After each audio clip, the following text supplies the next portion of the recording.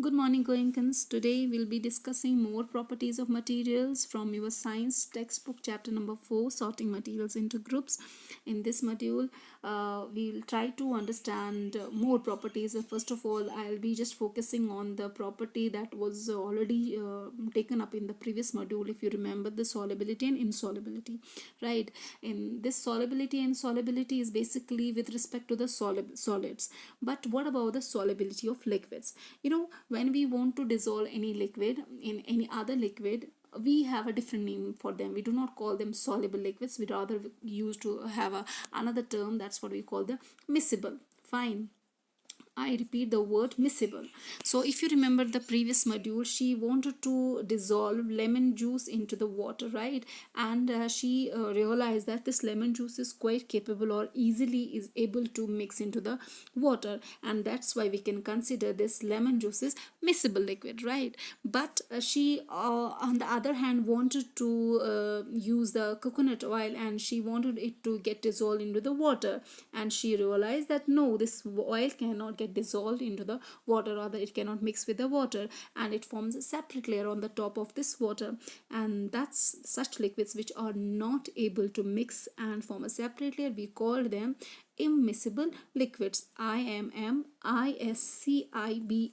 Fine. So the solubility of liquids can be classified on the basis of two things. One is certain liquids which are able to dissolve, we call them miscible liquids, and which are not able to mix, we call them immiscible liquids. We have got a variety of these what you call that examples for it, and also we'll try to understand about the solubility of gases here. So let's just start that.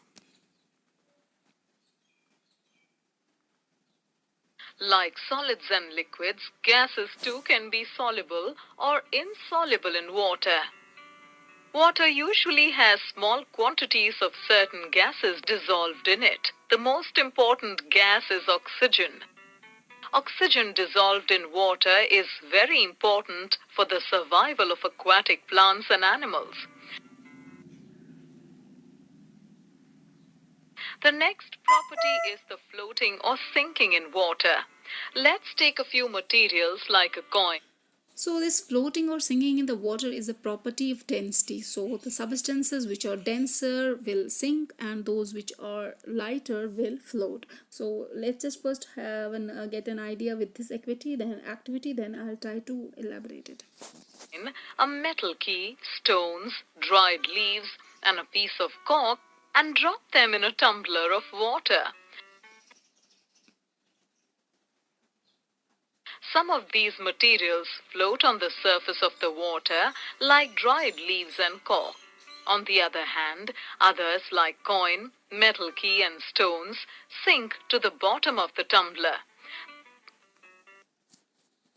So that's what we call the density. Those substances which are denser or heavier, they will sink at the bottom, while as those substances which are lighter than water will float on the surfaces. That's all for today. Thank you. Stay safe, stay home.